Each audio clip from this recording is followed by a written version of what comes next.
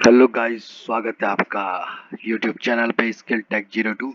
तो आज हम जीके सीरीज का 2 पार्ट लेकर आए हैं, जिसमें हम आगे के क्वेश्चन कवर करेंगे उत्तराखंड जीएस के। तो चलिए देखते हैं। पहला 31वां प्रश्न, बुग्याल उत्तरकाशी के किस जिले में स्थित है? बुग्याल उत्तरकाशी के किस जिले में स्थित है? इनमें से कौन सा बुग्याल जो है उत्तरकाशी में है? तो उत्तर हो जाएगा दयारा बुग्याल। 32वां है, निम्नलिखित में से टाइगर रिजर्व उद्यान कौन सा है? नंदा देवी, राजाजी, कार्बेट, बिनसर। तो टाइगर रिजर्व के लिए फेमस है कार्बेट राष्ट्रीय उद्यान। 33वां प्रश्न, उत्तराखंड राज्य में प्रथम बार वन पंचायतों का गठन किस वर्ष किया गया था? कई बार ये प्रश्न पूछा जा चुका है। 1921, 1925, 1927, 1931। तो इसका उत्तर हो जाएगा 1931। यानी उत्तराखंड राज्य में प्रथम बार वन पंचायतों का गठन किया गया था 1931 में। ठीक है। 34वां, निम्न राष्ट्र उद्यानों व उनके स्थापना वर्ष में कौन सुमेलित नहीं है? कार्बेट 1936, गोविंद 1980, फूलों की घाटी 1982, राजाजी 1984।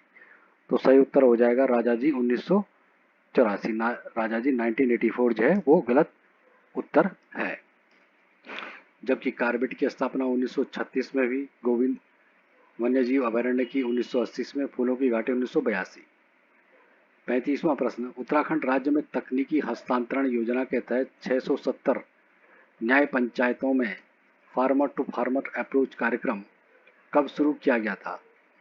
2002-3 में, 3-4 में, 4-5 में, 5-6 में। तो ये प्रश्न का ऐसे घुमा के कई बार पूछा जाता है, तो सही उत्तर हो जाएगा 2005-6 में।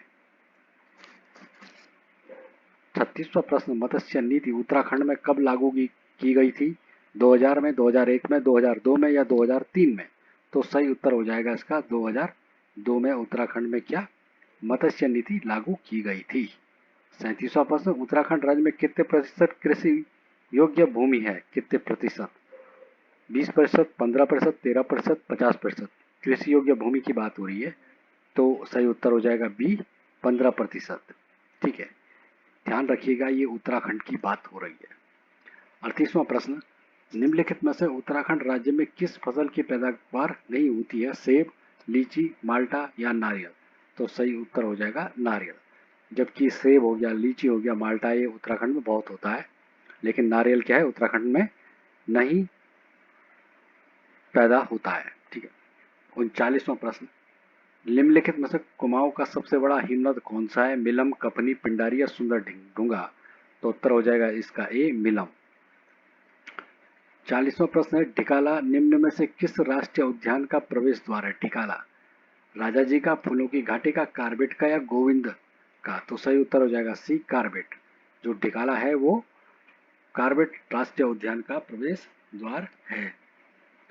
अब 41वां प्रश्न है, बद्रीनाथ मंदिर उत्तराखंड के किस राष्ट्रीय राजमार्ग संख्या पर स्थित है? 58, 43, 72 या 98? तो उत्तर हो जाएगा ए, 58। बद्रीनाथ मंदिर उत्तराखंड राज्य के 58 राष्ट्रीय राजमार्ग पर स्थित है। 42वां प्रश्न है, निम्नलिखित में से उत्तराखंड का सबसे बड़ा राष्ट्रीय राजमार्ग संख्या है 58, 73, 88 या 101? तो सही उत्तर हो जाएगा ए, 58। ठीक है, और बद्रीनाथ भी इसी राष्ट्रीय राजमार्ग पर है। 43 में है, कोटेश्वर बांध उत्तराखंड की किस नदी पर स्थित है? कोटेश्वर, धौली गंगा, भागीरथी, बिरही गंगा या अलकनंदा? तो सही उत्तर हो जाएगा बी, भागीरथी। ये टिहरी जिले में है। ठीक है, कोटेश्वर बांध। 44वां, उत्तराखंड ग्रामीण बैंक का गठन पूर्व के कितने बैंकों का विलय करके किया गया था? उत्तराखंड ग्रामीण बैंक का गठन 1, 2, 3, 4? तो सही उत्तर है इसका डी, 4। 45वां प्रश्न है, उत्तराखंड राज्य में विकलांग लोगों को सरकारी सेवाओं में कितने प्रतिशत आरक्षण की व्यवस्था है? विकलांग लोगों को उत्तराखंड सरकारी सेवाओं में कितने प्रतिशत आरक्षण की व्यवस्था है? 1, 2, 3, 4? तो सही उत्तर उसका हो जाएगा सी, 3%। सारे फैक्चुअल क्वेश्चन है जो आपको तैयार करने हैं। 46वां है, उत्तराखंड में गंभीर मरीजों को सड़क तक पहुंचाने हेतु डेली डॉली सेवा योजना कब शुरू की गई थी? तो अप्रैल 2011, अप्रैल 2012, अप्रैल 2013, अप्रैल 2014? तो इसका सही उत्तर हो जाएगा अप्रैल 2014। माफ कीजिए, अप्रैल 2012 में। ठीक है, डॉली सेवा योजना।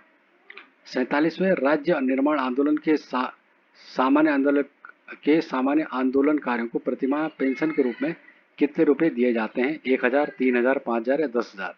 तो उसका उत्तर हो जाएगा सी, 5,000। 48वां प्रश्न, रुड़की इंजीनियरिंग विश्वविद्यालय ने देश के 7वें आईआईटी का दर्जा किस वर्ष प्राप्त किया था? 2001 में, 2002 में, 3 में या 4 में? तो सही उत्तर हो जाएगा इसका ये 2001 में। 49वां, मानवोदय काव्य की रचना किसने की थी? मानस सिंह, शंभू प्रसाद बहुगुणा, गुमानी पंत या भरत कवि? तो उत्तर हो जाएगा भरत कवि।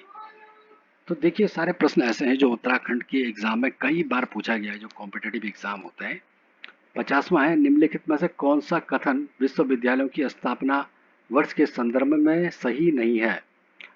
स्थापना वर्ष, ठीक है, विश्वविद्यालयों के, जैसे कि पंडित गोविंद बल्लभ पंत कृषि विश्वविद्यालय 1960, गुरुकुल कांगड़ी डीम्ड विश्वविद्यालय 1962, ये भी सही है। हेमवती नंदन बहुगुणा विश्वविद्यालय 1974, ठीक है, सही नहीं है। कुमाऊं विश्वविद्यालय 1973, तो सही उत्तर हो जाएगा सी, हेमवती नंदन बहुगुणा विश्वविद्यालय की स्थापना 1974 में नहीं हुई थी। ठीक है, तो ये उत्तर क्या हो जाएगा? गलत है। ठीक है, पंडित गोविंद बल्लभ पंत कृषि विश्वविद्यालय की स्थापना 1960 में भी बिल्कुल सही है। गुरुकुल कांगड़ी डीम्ड विश्वविद्यालय जो हरिद्वार में है 1962 में। कुमाऊं विश्वविद्यालय नैनीताल 1973 में, ये तीनों सही है। अब देखते हैं 51 का, टी परियोजना का 1000 मेगावाट का प्रथम चरण किस वर्ष शुरू किया गया था? कई बार पूछा गया है, 2005 में, 6 में, 7 में, 8 में? तो सही उत्तर हो जाएगा 2006 में। तो देखिए, फैक्चुअल क्वेश्चन है जिसका सही उत्तर बिल्कुल पता होना चाहिए, क्योंकि इनमें आप गैस भी नहीं कर सकते हैं अगर आपको आंसर नहीं आता है तो आपको करेक्ट आना जरूरी है। तो 2006 में 1000 मेगावाट का प्रथम चरण शुरू हुआ था टिहरी परियोजना का। 52वां है, स्वतंत्रता से पूर्व उत्तराखंड में व्यापार कैसे किया जाता था? स्वतंत्रता से पूर्व यानी कि बिफोर इंडिपेंडेंस, मेलों के द्वारा, प्रदर्शनियों के द्वारा, मध्यस्थों के द्वारा, उपयुक्त तो सभी के द्वारा? तो उत्तर हो जाएगा उसका सभी के द्वारा, यानी कि मेलों के द्वारा हो गया, प्रदर्शनियों के द्वारा हुआ, मध्यस्थों के द्वारा उत्तराखंड में व्यापार किया जाता था। 53वां प्रश्न है, निम्नलिखित में से हिमालय गजेटियर पुस्तक के लेखक कौन है? पी बैरन, जिम कार्बेट, ई एटकिंसन या जे विल्सन? तो सही उत्तर हो जाएगा ई एटकिंसन। ठीक है, हिमालय गजेटियर जो है इस पुस्तक के जो लेखक है वो कौन है? ई एटकिंसन। 54वां, कुमाऊं विश्वविद्यालय नैनीताल की स्थापना किस वर्ष की गई थी? अभी ये ऊपर भी आया था प्रश्न, तो इसका सही उत्तर जाएगा 1973। 55वां, भारतीय रिमोट सेंसिंग संस्थान Indian remote sensing institute Uttarakhand के किस शहर में है? नैनीताल में, पिथौरागढ़ में, उत्तरकाशी में या देहरादून में? तो सही उत्तर हो जाएगा इसका डी, देहरादून में। इंडियन रिमोट सेंसिंग जो इंस्टीट्यूट है वो कहाँ पर है? देहरादून में। 56वां प्रश्न, उत्तराखंड के किस शहर में न्यायिक एवं विधिक अकादमी स्थित है? न्यायिक एवं विधिक अकादमी देहरादून में, नैनीताल में, अल्मोड़ा में, हरिद्वार में? तो सही उत्तर हो जाए इसका बी, नैनीताल में। ठीक, अब 57वां प्रश्न है, उत्तराखंड के किस शहर में लाल बहादुर शास्त्री राष्ट्रीय प्रशासनिक अकादमी है? नैनीताल में, मसूरी में, हरिद्वार में या उत्तरकाशी में? तो सही उत्तर हो जाएगा इसका भी मसूरी में। 58वां प्रश्न, निम्न में से उत्तराखंड लोक सेवा आयोग के प्रथम अध्यक्ष कौन थे? Shri A P. Nawani, Shri A K. Das, Shri lieutenant general G S. Negi और लेफ्टिनेंट जनरल M.S.C. भंडारी? तो इसके थे ए.पी. नवानी जो थे उत्तराखंड लोक सेवा आयोग के पहले अध्यक्ष थे। अब 59वां सवाल, तारादत्त गेरोला कौन थे? एक गायक थे, चित्रकार थे, कवि थे, अधिवक्ता थे? तारादत्त गेरोला, तो आपको पता होना चाहिए कि तारादत्त गेरोला क्या थे? कवि थे, पोएट थे। ठीक है, और आज का जो अंतिम प्रश्न है इस सीरीज का वो है, निम्न में से किस महिला ने 24 मई 1984 को विश्व में सर्वोच्च पर्वत शिखर एवरेस्ट पर आरोहण कर देश की पहला एवं विश्व की 5वीं महिला होने का कीर्तिमान स्थापित किया था? तो इसका सही उत्तर हो जाएगा बी, बछेंद्री पाल। तो बछेंद्री पाल ने 24 मई 1984 को 1984 को विश्व के सर्वोच्च पर्वत शिखर एवरेस्ट पर आरोहण कर देश की पहली और विश्व की 5वीं महिला होने का, देश की पहली और विश्व की 5वीं महिला होने का गौरव का होने का कीर्तिमान स्थापित किया था, तो वो थी बछेंद्री पाल, और ये कहाँ की थी? उत्तरकाशी से। ठीक है, तो ये थे कुछ आज के प्रश्न। 60 प्रश्न तक हुए हैं आज, और अगली सीरीज में हम इससे आगे के भी प्रश्न लेके आएंगे।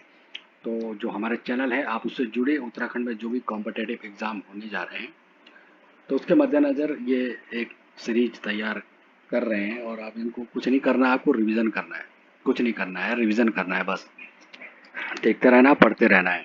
ठीक है, डेली भी अगर आप करोगे तो वैसे ही ये चीज़ आपको याद हो जाएंगी। तो इसलिए आप चैनल से जुड़िए, चैनल का नाम है स्टिल टेक 01। आपसे फिर मुलाकात होगी, तब तक आप सभी का बहुत बहुत धन्यवाद।